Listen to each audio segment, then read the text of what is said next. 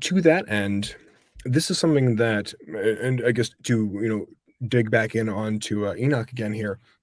We have this scene, which is like for those who haven't read the Book of Enoch, it's broken up into several sections. The first one you have this accounting of the Watchers, and I believe that goes, it's like chapter 1 through, is it chapter 36? I think it is. It's And about then right. Yep. yeah, and then after that you have Enoch's parables, and then you have this a sort of a lesson in astrology, or sorry, in astronomy, if you will, where it talks about the seasons of the sun and the moon, and then we have this letter to Noah, and then we Mhm. have sort of this retelling of a number of very key happenings within the Bible. Actually, inside there, when it's describing lambs being led by a specific lamb being hunted by wolves or hunted by others, it actually lays out for us the story of Moses and them crossing the Red Sea. But inside there, we have this moment where it's talking about um, the the angels that sinned, the watchers being cast into the abyss by their fellow angels. This is in Enoch 54. And it talks about those iron chains of immeasurable weight, the ones that cannot be broken. Yeah. But it went on to describe even more that furnace that you were just referring to, them being Yep. cast into a blazing inferno, as it Yeah. were. Yeah. So like bearing what they did in mind for their sins, Yep. essentially teaching man how to sin so heinously against God, Yep. and in trying to pollute our gene pool. Mhm. One of the speculations that myself, and I just come to find out that Eli Marzulli actually holds the same idea in mind and belief about what the actual mark of the beast is. I'd love to hear your thoughts on this here. For a while, I've been saying that the mark of the beast, while it will allow you to essentially have a stake in society at large, if you will, you can buy, you can sell, you can trade, do all those things, participate in society, but we're told inside the good book that the Rephaim, when they die, their souls are cursed to wander. The Bible describes them as the Greek word shades, and we know that they're essentially like the Walking Dead zombies, if you will, but their spirits. Yeah. In Um, Hebrew, it's shade or Rapha. okay, It yeah. uses both in Hebrew, and then So daemon in Greek. okay, perfect. So then, my thought from that is, the reason why they're made ineligible for resurrection is that they're not human. They're Yeah. not who Christ came to die for. Um, And their spirit's not directly from heaven. It's a counterfeit spirit. Yeah. So the contention that I make is I do believe that the mark of the beast is going Mhm. to alter a person's DNA, is going to Mhm. alter their genetic makeup, and is more than likely going to alter them so far in the spectrum towards Nephilim, Mhm. that they're no longer going to be constituted as human, and therefore they'll be ineligible for resurrection because they won't be who Christ has died for. Yeah. So I would say um, it's certainly part of what the mark of the beast is and does. It's a Okay. lot bigger than any one thing. Like as you say, it's part of this larger system, right? And it can control through that system, you know, who doesn't take the mark to be killed.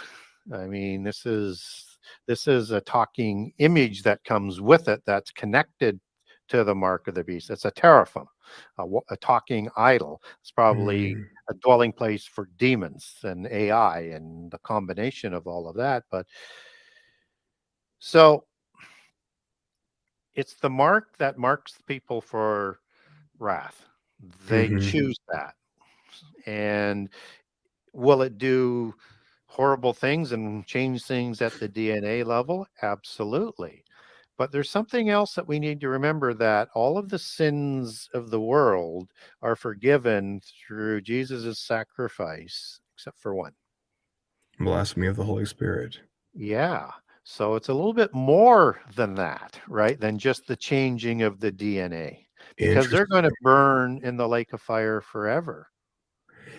So then there must, because like the Bible makes it pretty clear that we're not going to be just simply duped into accidentally taking the mark. You're going to be presented a very clear choice, like, hey, Yeah. this is what this entails. Yeah. You accept this or you don't. I imagine that it probably comes with any number of what we would term as magical or superpowers, because we know that the angels had a litany at their disposal. Yeah. But that's really interesting the way you put Yeah. that there. So imagine this system, and as the Davos crew, who answers to the Committee of 300 and are now working with the B20 and the G20 as of last October, Hmm. um, imagine a system that they had envisioned in 2017, that the implant system, and we know the mark is an implant, forehead, Yep. hand, depending Wrist. on Yep. what it is, it's some sort of implant, will be something that you probably swear an oath to as part of the harem anathema, and people will carry it out to the end no matter what the consequences are, which starts to answer the questions why, when they know they're marked, and they start to blaspheme God when these wrath judgments start coming on them. Hmm. Um, you have this implant system that they say will be delivered through the healthcare system because people will demand it. Right? That's the first part. There's more to this, so be a little bit patient with me as I lay this down. It's all you, Gary. You take it.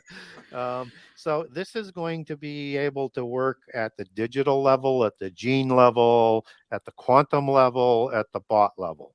So the technology is still developing. So we're talking about quantum mechanics, we're talking AI, different dimensions, and that this is part of adding the immortality aspect of godhood, which is being offered, and why people will want it to protect themselves for all of the other horrible things that are coming on the earth in terms of diseases and stuff. But they will also want godhood and immortality, and this is going to provide that. So it's going to do things automatically to strengthen them, change their DNA, medicate them, give them protection from the pestilences, all sorts of things through this system that's connected at this source of something that goes into multiple dimensions using the quantum aspect. Now, if we look at what they're looking for at CERN, and they're using AI and quantum computing so that they can get into multiple dimensions, they're looking for two things. One is a specific particle, and there's lots of different names for it, but it's not the real name that they're going to give you. They are looking for kinds of particles. But there's one in particular that I'll come back to. And so they're looking for that particle, and or they want to get into the other dimension, into Sheol, into Hades, to the location of the abyss, to let out their pantheon of gods, is one aspect. And secondly, is to locate the Atma particle, or the Hmm. Atman particle, as it's also called.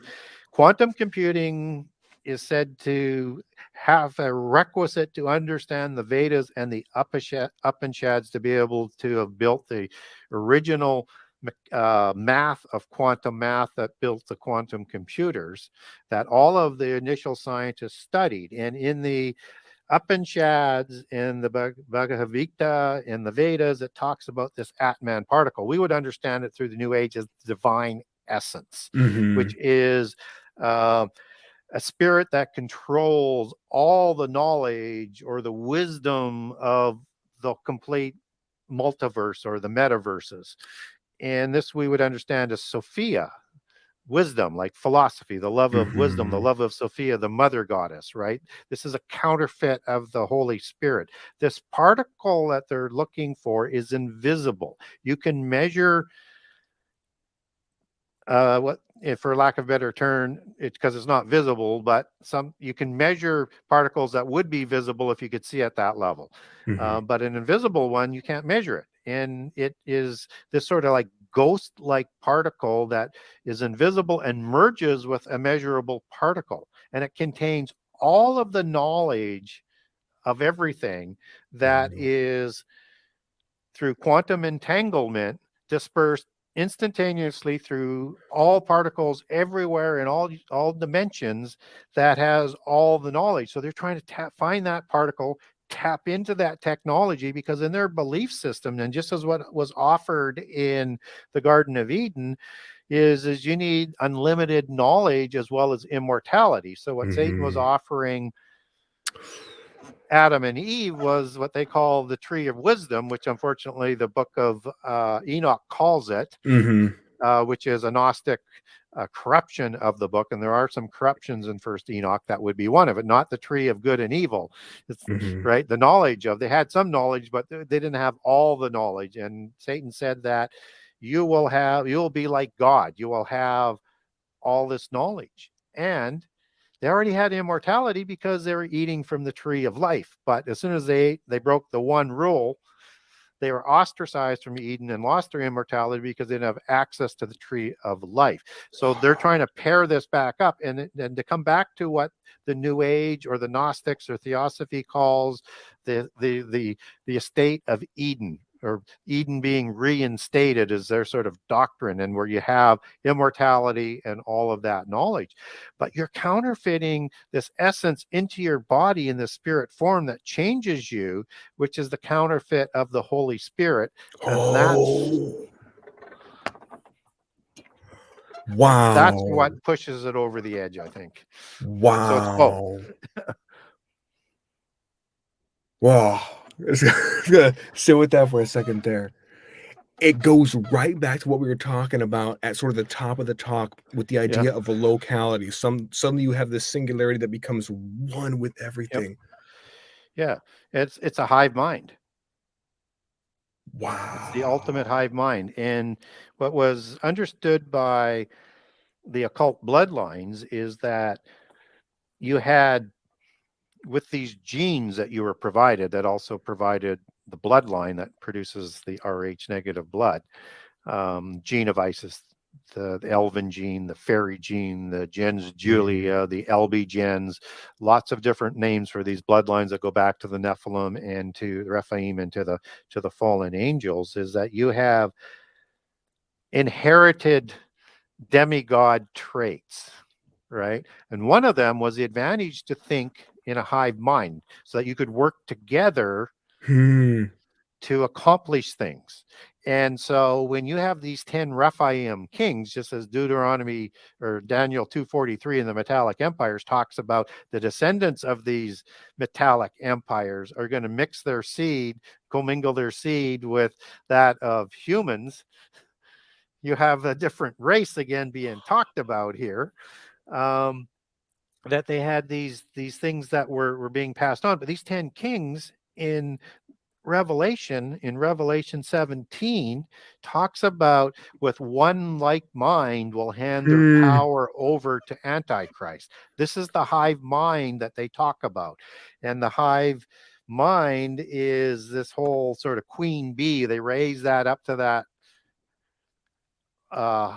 Sophia level or divine essence counterfeit of the Holy Spirit in their pantheon.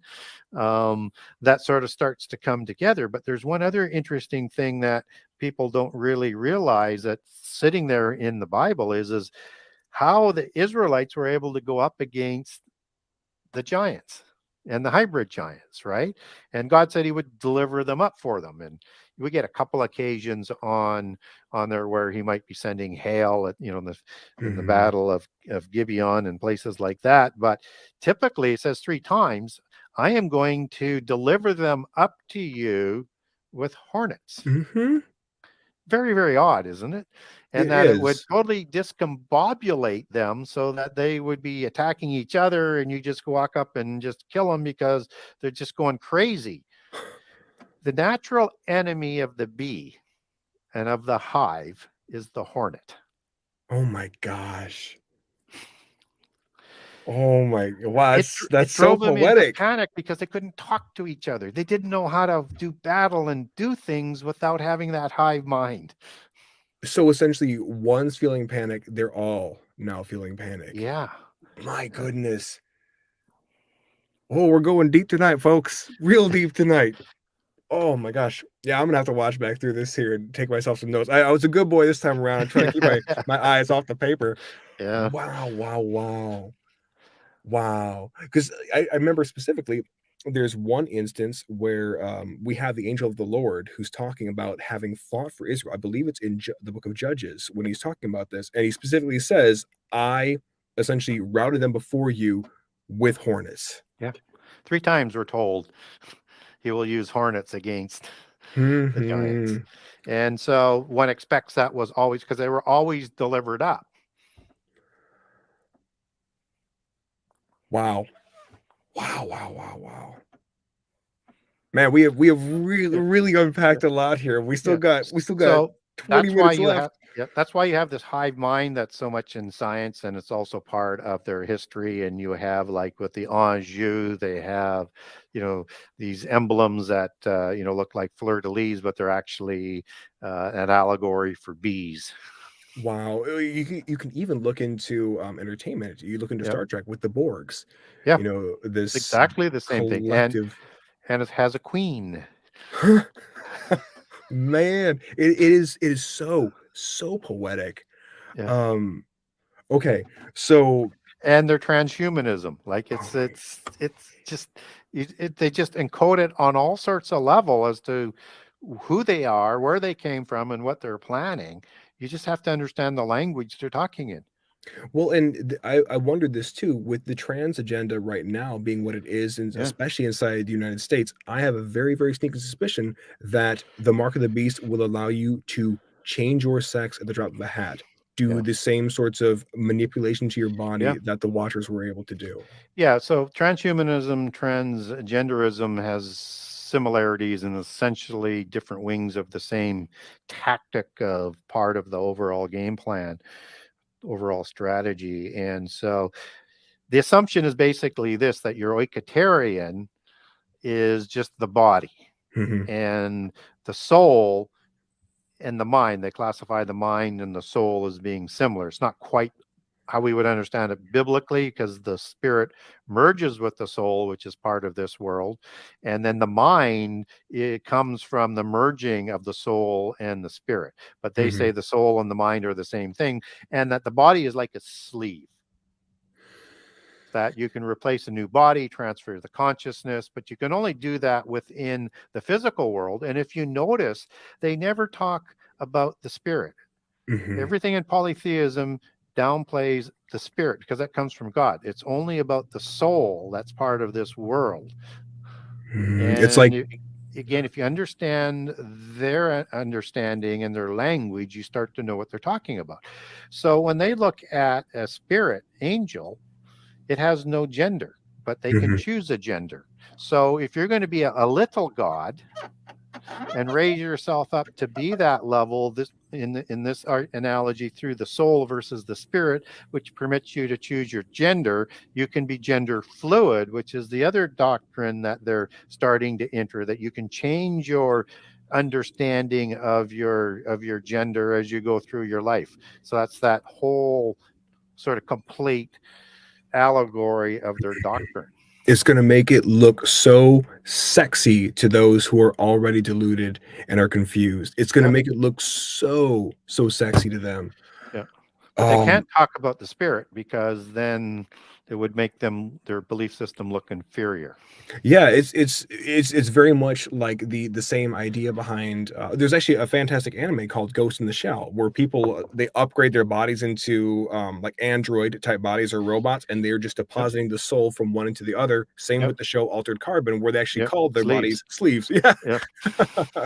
we're on the same wavelength. Yes.